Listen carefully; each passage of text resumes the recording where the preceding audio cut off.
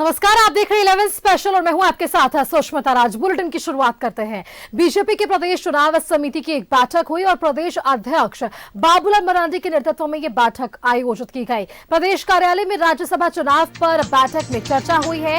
BJP से राज्यसभा के लिए संभावित प्रत्याशी के नाम सामने आए हैं। समीर उरांव, जिनके लिए ये राज्यसभा की सीट खाली हो रही है, जिनका कार्यकाल पूरा हो रहा है, उनका नाम सबसे पहले है। उसके बाद आशा लकड़ा है और अरुण उरांव है और उनके बाद जेबी तोबीद के नाम पर चर्चा हुई है। केंद्रीय चुनाव समिति किसी एक नाम पर मुहर लगाएगी। आज एक बैठक आयोजित की गई बीजेपी में और बीजेपी के प्रदेश अध्यक्ष बाबूलाल मरांडी वहां पर मौजूद थे। राज्यसभा के उम्मीदवार के नाम को लेकर आज ये चर्चा हुई है। बीजेपी के प्रदेश चुनाव समिति की एक बैठक थी। भीतर की आप ये तस्वीरें देख पा रहे थे टीवी स्क्रीन पर, जहां ये बैठक आयोजित की गई। प्रदेश अध्यक्ष बाबूलाल मरांडी के नेतृत्व में ये बैठक थी। चुनाव बेहद नजदीक और ऐसे में राज्यसभा चुनाव पर भी बैठक में चर्चा हुई।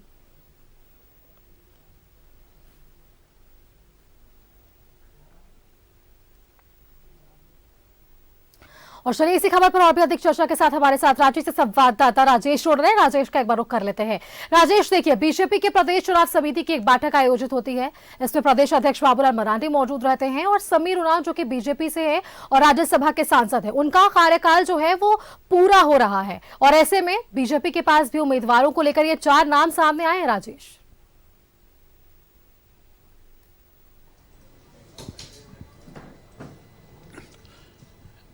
देखिए, वर्तमान विधानसभा में जो आंकड़े हैं उसके हिसाब से 2 सीटें जो खाली हो रही हैं उनमें बीजेपी के खाते में 1 सीट जाती हुई दिख रही है, क्योंकि आंकड़े उस प्रकार से बता रहे हैं कि उन्हें मिल जाएगा। अगर 2 प्रत्याशी खड़े होते हैं, चूँकि धीरज प्रसाद साहू जो कांग्रेस के हैं उनका भी कार्यकाल पूरा हो रहा है, तो ऐसे में दूसरी सीट के लिए भी अगर एक ही कोई नाम होता है तो यह चुनाव निर्विरोध हो सकता है। लेकिन अगर कोई तीसरा उम्मीदवार भी इस चुनावी मैदान में कूदता है तो फिर चुनाव कराने की नौबत आ सकती है।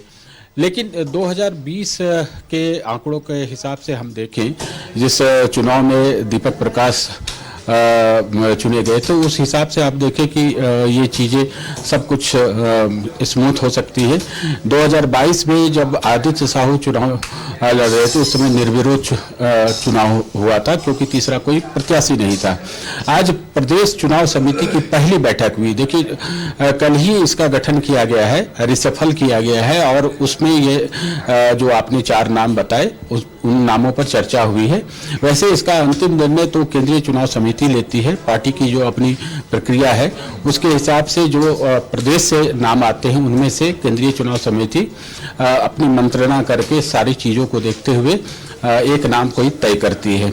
आज जो बैठक हुई प्रदेश अध्यक्ष बाबूलाल मरांडी की अध्यक्षता में हुई और प्रदेश प्रभारी लक्ष्मीकांत वाजपेयी शामिल थे, संगठन महामंत्री करमवीर सिंह थे, पूर्व प्रदेश अध्यक्ष और सांसद दीपक प्रकाश थे और जो समिति के अन्य सदस्य हैं वो सभी लोग थे। नामों पर चर्चा हुई है। वैसे आने वाले लोकसभा चुनाव को लेकर भी इसमें चर्चा की गई और जो आरंभिक चीज़ें होती उन पर मंत्रणा हुई है। तो अब देखना है कि यहाँ के जो अनुशंसित नाम होंगे उन पर केंद्रीय चुनाव समिति कब मुहर लगाती है। चूंकि अभी समय है, 4 मार्च से नामांकन की प्रक्रिया शुरू होगी, 11 मार्च तक यह नामांकन की भरे जा सकेंगे। तो जाहिर सी बात है अभी पार्टी के समक्ष समय है और सारी चीज़ों को देखते हुए एक नाम कोई तय हो सकता है। बिल्कुल राजेश, तो बीजेपी के भीतर आज जब ये बैठक हुई तो क्या कुछ रणनीति तैयार की गई है? जैसा कि आपने बताया कि राज्यसभा तो एक मुद्दा रहा है, लोकसभा को लेकर भी बीजेपी ने तैयारी की है। आप हमारे साथ बने रहिए राजेश, और भी आपके साथ चर्चा करेंगे। कई ऐसे मुद्दे हैं जिस पर विचार करना बेहद जरूरी है, क्योंकि चुनाव नजदीक है।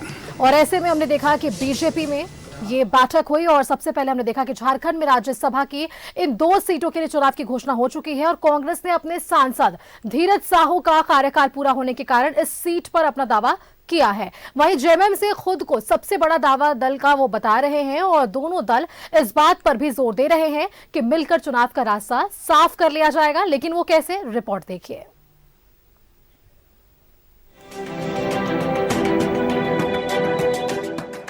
झारखंड में राज्यसभा सांसद धीरज साहू और समीर उरांव का कार्यकाल पूरा होने वाला है। चुनाव आयोग ने राज्यसभा के इन 2 सीटों के लिए चुनाव की तारीख का ऐलान कर दिया। विधानसभा में दलगत आंकड़ों को देखते हैं तो एक सीट सत्ता पक्ष और एक विपक्ष को जाता दिख रहा है। इस बीच जेएमएम महासचिव विनोद पांडे ने कहा है कि हम बड़े दल हैं तो दावा हमारा बनेगा, लेकिन सारे मसले पर बात मिल बैठकर होगी। हम 2 उम्मीदवार भी दे सकते हैं। तो पार्टी के अंदर भी इस पर विचार होगा और गठबंधन के अंदर भी विचार होगा, और जो भी निर्णय होगा उस निर्णय के साथ सभी माननीय सदस्य आगे बढ़ेंगे। हमारा जो संख्या बल है और 2 सीट पर यहाँ राज्यसभा का चुनाव होना है, तो हमारा प्रयास होगा कि दोनों सीट गठबंधन के खाते में आए। इधर कांग्रेस भी इस बार दावा कर रही है कि पार्टी का तर्क है कि एक सीट हमारे सांसद के कार्यकाल पूरा होने पर खाली होगी। हालांकि कांग्रेस ने भी कहा है कि उम्मीदवार कौन होगा, कौन दल चुनाव लड़ेगा, ये आपस में मिलकर तय किया जाएगा। सीट हमारे कोटे की खाली हो रही है। हमारे सांसद का कार्यकाल पूरा हो रहा है, धीरज साहू जी का, तो स्वाभाविक रूप से हमारा दावा है और इस सीट पर हम चुनाव लड़ेंगे, कांग्रेस चुनाव लड़ेगी। और रही बात कि उनका संख्या बल ज़्यादा है, तो इस पर भी बात होगी। हम अभी गठबंधन में हैं, इंडिया गठबंधन के अंदर भी वो आते हैं, महागठबंधन में हैं। उनकी संख्या हमारी संख्या मिलकर ही चुनाव जीतेंगे हम लोग। कांग्रेस जेएमएम के बीच गठबंधन के बीते 2018 के राज्यसभा चुनाव के वक्त आकार लिया गया था। इसके बाद हुए 2 राज्यसभा चुनाव में जेएमएम का उम्मीदवार ऊपरी सदन पहुंचा है। इस बार कांग्रेस हर हाल में ये सीट खुद के लिए चाहती है। ऐसे में इसको लेकर जल्द गठबंधन कोई निर्णय लेगा जिससे गठबंधन मजबूत रहे और आने वाले चुनौती का सामना कर सके। कैमरामैन गुड्डू के साथ न्यूज 11 भारत के लिए रांची से विपिन उपाध्याय की रिपोर्ट। और चलिए इसी खबर पर और भी अधिक जानकारी के साथ वापस से हमारे साथ संवाददाता राजेश जुड़ चुके हैं। राजेश, देखिए अब तक हमने समीर उरांव के लिए बातचीत की कि बीजेपी किस तरीके से आगे बढ़ रही है, लेकिन 2 सीटों के लिए चुनाव आयोग ने ये घोषणा की है। कांग्रेस अपने सांसद धीरज साहू का कार्यकाल पूरा होने के कारण इस सीट पर अपना दावा ठोक रही है, लेकिन जेएमएम खुद को सबसे बड़ा दल का हवाला दे रही है।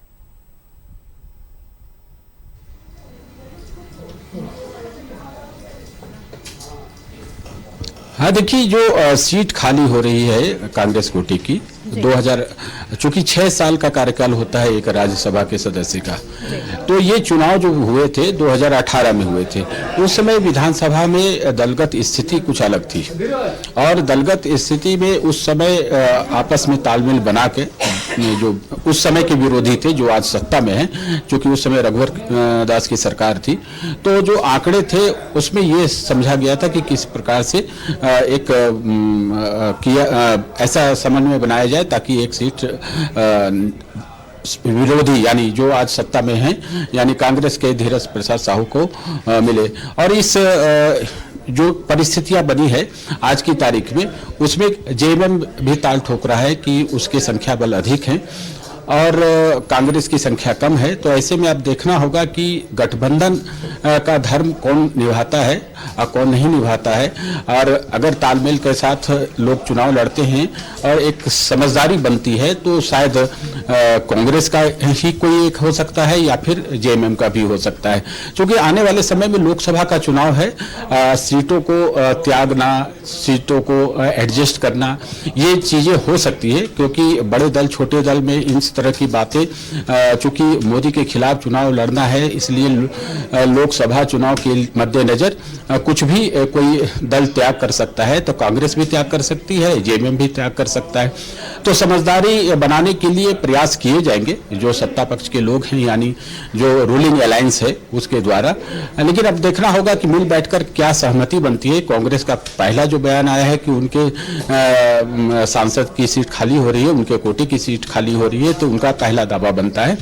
लेकिन चुनाव तो जीतना आंकड़ों के आधार पर निर्भर करता है। तो इन दोनों के बीच यानी झारखंड मुक्ति मोर्चा और कांग्रेस के बीच क्या समझदारी बनती है। और इसमें एक फैक्टर तो जरूर है कि लोकसभा चुनाव में भी तालमेल दिखाना है। तो ऐसे में देखना होगा कि इन लोगों के बीच क्या सीट को लेकर कोई यूनानिमस निर्णय होता है, यानी एक यूनिवर्सल अंडरस्टैंडिंग बनती है दोनों के बीच, या फिर ऐसा ना हो कि कांग्रेस भी अपना प्रत्याशी दे दे या फिर जेएमएम भी अपना प्रत्याशी दे दे। तो फिर उस समय सीन कुछ अलग हो सकता है। लेकिन मुझे जो लगता है कि जो अलायंस की तरफ से कोई एक ही उम्मीदवार इस चुनाव में होंगे, चाहे वह जेएमएम का हो या फिर कांग्रेस का, ये अलायंस के अंदर की बात है। अब इन लोगों की जो बैठक होगी, क्या निर्णय लिए जाते हैं, यह भविष्य बताएगा। बिल्कुल राजेश, और आपने कहा कि सीटें छोड़ दी जाती है और यही स्थिति हमने देखी थी गांधी विधानसभा के लिए, जब सरफराज अहमद ने वहां से अपनी सीट खाली की थी। तब उस समय भी ये कयास लगाए जा रहे थे कि कुछ बड़ा होने वाला है, और उस समय भी हमने देखा था। लेकिन वापस से अब देखिए सरफराज अहमद का नाम पे जो है वो चर्चा हो रही है, और कहा जा रहा है कि क्या जेएमएम ही वापस से अपनी तरफ से ये उम्मीदवार दे सकते हैं। क्या सरफराज अहमद के नाम पर भी काफी चर्चा है राजेश?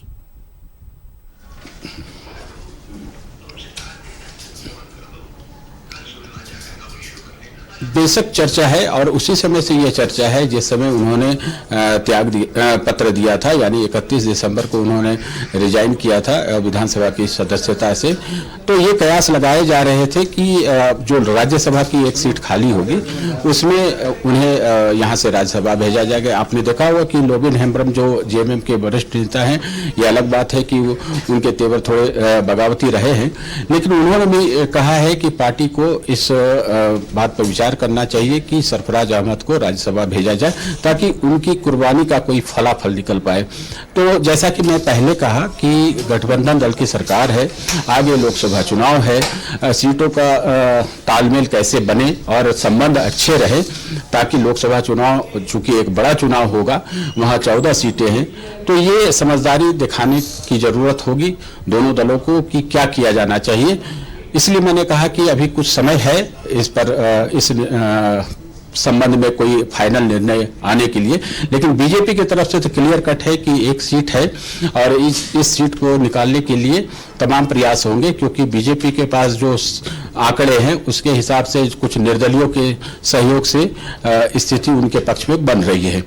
सुष्मिता। बिल्कुल राजेश, चलिए आपका बहुत बहुत धन्यवाद राजेश हमारे साथ जुड़ने के लिए, और ये तमाम जानकारियां हमारे दर्शकों के साथ साझा करने के लिए। 2 राज्यसभा की जो सीटें हैं वो खाली हो रही है, समीर उरांव और धीरज साहू, ये 2 ऐसे नाम जिनका कार्यकाल पूरा हो रहा है। तो बीजेपी तो स्पष्ट कर रही है, ये बातें सामने आ रही है कि 4 ऐसे मुख्य नाम हैं जो सामने आ सकते हैं। समीर उरांव में सबसे पहले है, फिर आशा लकड़ा है, अरुण उरांव है और जेबी तुबीद है। बीजेपी की ओर से ये 4 नाम। लेकिन अगर कांग्रेस और जेएमएम की बात कर ले तो किस तरीके से ये पूरी परिप्रेक्ष्य में हमें देखने को मिलेगी तस्वीरें, वो आने वाला समय ही तय कर पाएगा। क्योंकि एक तरफ जहां कांग्रेस कह रही है कि आपस में मिलकर यह तय किया जाएगा, वहीं जेएमएम ये कह रहा है कि हम बड़े दल हैं तो दावा हमारा बनेगा, हमारे 2 उम्मीदवार भी हो सकते हैं।